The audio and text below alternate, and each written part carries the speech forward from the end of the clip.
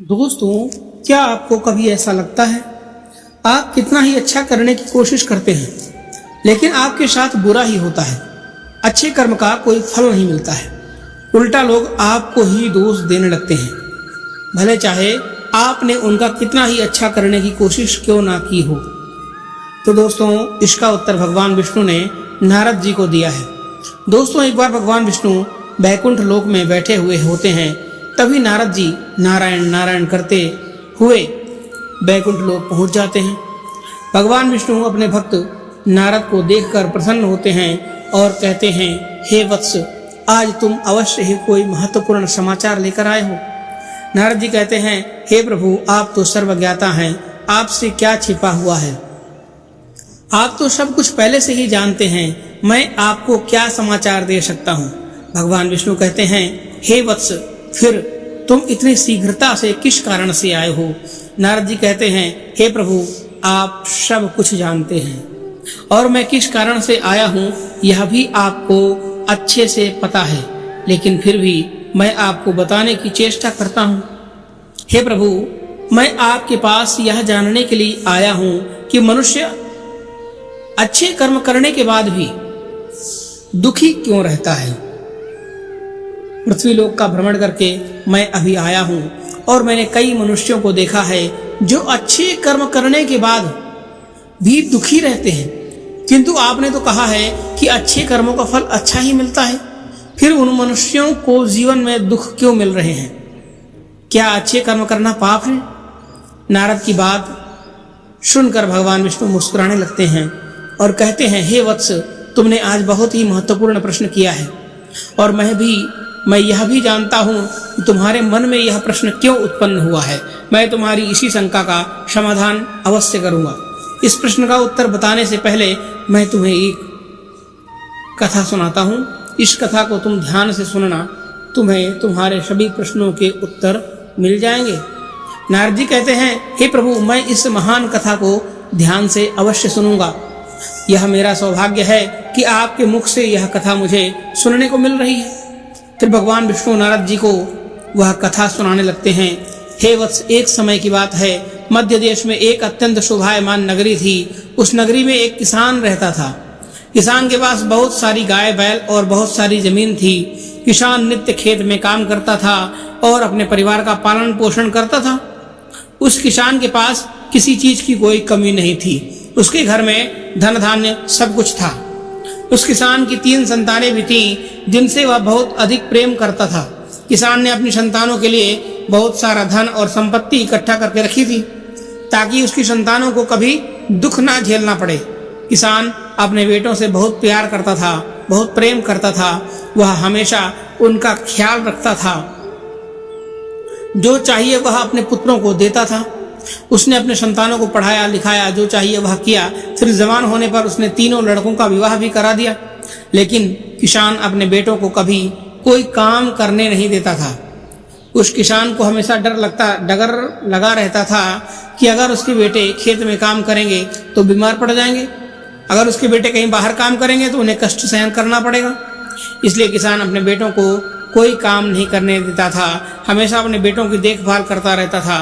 किसान खुद अकेला ही सारे काम करता था, वह कभी अपने पुत्रों को कोई काम करने को नहीं कहता था।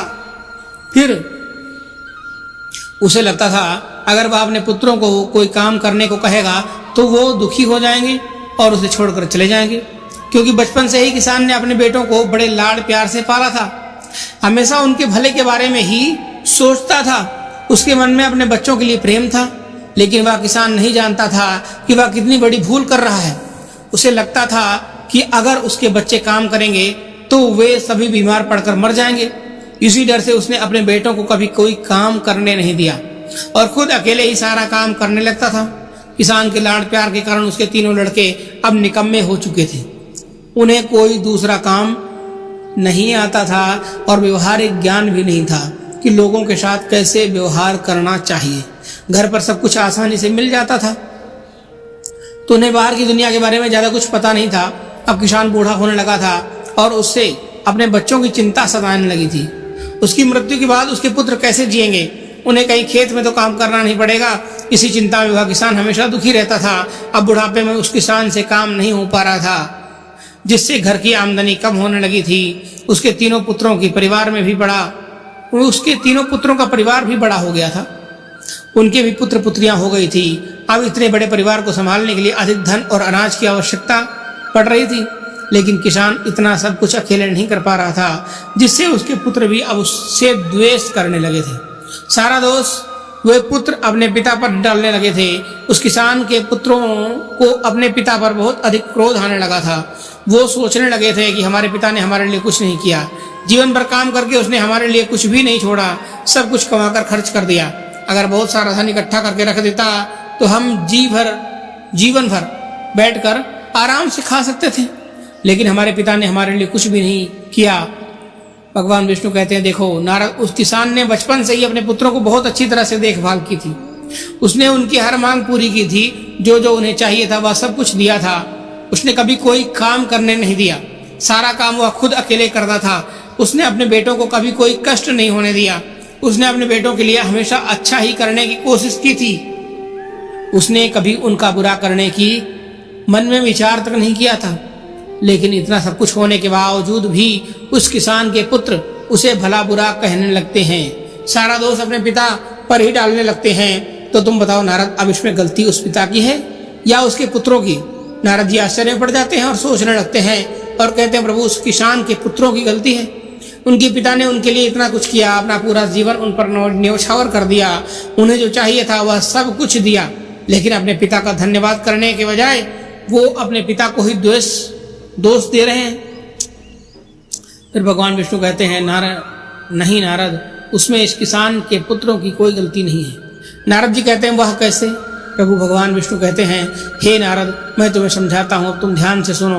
हे वत्स, सभी पक्षी एक सुरक्षित घोंसला बनाकर अंडे देते हैं ताकि कोई शिकारी उन्हें ना खा सके। जब अंडों से बच्चे बाहर निकलते हैं तो वह पक्षी उन छोटे छोटे बच्चों को भोजन ला कर देता है। वह पक्षी बहुत मेहनत करता है, इधर उधर भटकता है और अपनी चोंच में अन्न भर कर लाता है और घोंसले में बैठे अपने बच्चों के मुंह में लाकर डालता है। लेकिन कुछ दिनों बाद उसके वह छोटे बच्चे बड़े होने लगते हैं, उनके पर निकल आते हैं और वो उड़ने की कोशिश करने लगते हैं। धीरे धीरे वो सभी उस घोंसले को छोड़कर उड़ने लगते हैं। तब पक्षी उन बच्चों को अन्न की तलाश करना सिखाता है। फिर वो बच्चे खुद उड़कर जाते हैं और भोजन ढूंढकर खाने लगते हैं। उसके बाद वह पक्षी कभी भी उन बच्चों के लिए भोजन नहीं लाता है। ठीक उसी प्रकार से नारद, उस किसान ने अपने बच्चों का पालन पोषण करके उनके साथ अच्छा जरूर किया, लेकिन उसने अपने लड़कों को अपाहिज बना डाला। बालक का 5 वर्ष तक लालन पालन करना चाहिए, 10 वर्ष तक उसको ताड़न करना चाहिए, 10 वर्ष के बाद उसके साथ मित्र की तरह व्यवहार करना चाहिए और जवान हो जाने पर उसे कार्य में लगा देना चाहिए। लेकिन उस किसान ने अपने बच्चों को आलसी और निकम्मा बना डाला। उसने अपने पुत्रों के साथ अच्छा करने की सोचकर उनके जीवन का विनाश कर डाला। इसमें सारा दोष उस किसान पर ही जाएगा। भगवान विष्णु कहते हैं, हे नारद, अच्छे कर्म करना अच्छी बात है, किंतु जो व्यक्ति अंधा है ही नहीं, उसका सहारा बनने की क्या आवश्यकता है? जो व्यक्ति लंगड़ा है ही नहीं, उसे पीठ पर बिठाकर चलाने की क्या आवश्यकता है? जो जल में तैर सकता है, उसे नाव में बिठाने की क्या आवश्यकता? जो खुद अपने हाथ से भोजन कर सकता है, उसे खिलाने की क्या आवश्यकता? जो पहले से ही बलवान है, उसकी रक्षा करने का कोई औचित्य नहीं है। किंतु मूर्ख बुद्धि मनुष्य निरंतर यह गलती करता है, वह खुद की मूर्खता कोई अच्छा काम समझने लगता है। किसी धनवान को धन का दान देना अच्छा कर्म नहीं होता है। अच्छा कर्म वही है जहाँ उसकी जरूरत हो। यदि कोई अंधा व्यक्ति है, उसे मार्ग पर चलने में मदद करना अच्छा काम होता है। किसी गरीब व्यक्ति को धन का दान तथा अन्न का दान करना अच्छा कर्म होता है। किसी कमजोर व्यक्ति की रक्षा करना अच्छा कर्म होता है। लेकिन पृथ्वी लोक पर मनुष्य ऐसे लोगों की मदद करते हैं जिन्हें मदद की जरूरत ही नहीं होती है और सोचता है कि उसने अच्छा काम किया है। इसी कारण से वो सदैव दुखी रहने लगते हैं। यदि उस किसान ने अपने बच्चों को बचपन में ही खेत में काम करना सिखाया होता तो आज परिवार, उसके सभी पुत्र खेत में काम करके घर परिवार संभाल रहे होते। लेकिन उस किसान ने ऐसा नहीं किया। उसे लगा अगर वह अपने बच्चों को कोई काम करने नहीं देगा, उन्हें कभी कोई कष्ट नहीं होने देगा, बुढ़ापे में उसके पुत्र उसे महान पिता कहेंगे, अपने पिता की प्रशंसा करेंगे। हमारे पिता ने हमारे लिए बड़े प्यार से हमें पाला है, हमें किसी भी चीज की कोई कमी नहीं होने दी। जो मनुष्य दूसरों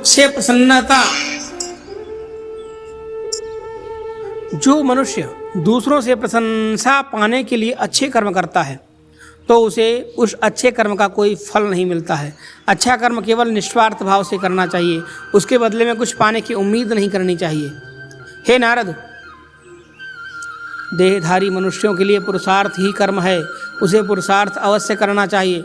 व्रत उपवास की भी समय सीमा निर्धारित होती है। जितने समय का व्रत होता है उतना ही समय वह व्रत करना चाहिए, तभी वह व्रत का फल मिलता है। व्रत का समय समाप्त होने पर व्रत करने से कोई लाभ नहीं मिलता। एकादशी का व्रत एकादशी को ही किया जाता है, अन्य दिन नहीं किया जाता है। ठीक उसी प्रकार से अच्छे कर्म करने की भी समय सीमा निर्धारित होती है। जैसे किसी भूखे को उसका पेट भरने तक ही भोजन खिलाया जा सकता है, किंतु उसके पेट भरने के बाद उसे भोजन देने से वह व्यर्थ ही हो जाएगा। इसलिए जिसे जितनी मदद की आवश्यकता है केवल उतनी ही मदद करनी चाहिए, वही अच्छा कर्म होता है। किसी प्यासे की प्यास बुझाने तक ही उसे पानी पिलाना चाहिए, प्यास बुझ जाने पर उसे पानी नहीं पिलाया जा सकता। ठीक वैसे ही किसी की मदद करते हैं तो उसको जितनी मदद की ज़रूरत है उतनी ही करनी चाहिए, उससे अधिक मदद करने पर वह व्यर्थ हो जाती है। जिसको मदद की ज़रूरत ना हो और मनुष्य उसकी मदद करता है तो इसमें उस मनुष्य का स्वार्थ छिपा हुआ होता है। जो लोग दूसरे लोगों की बहुत ज़्यादा मदद करते हैं, उन्हें आवश्यकता न होने पर भी उनकी मदद कर देते हैं, फिर बदले में उनसे मदद की उम्मीद लगाए बैठते हैं, जिससे उनके द्वारा किए गए अच्छे कर्म का सारा फल व्यर्थ ही हो जाता है।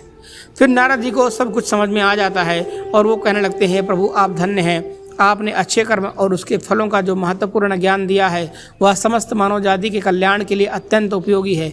तो दोस्तों, इस प्रकार से भगवान विष्णु ने नारद जी को अच्छे कर्म का अर्थ बताया।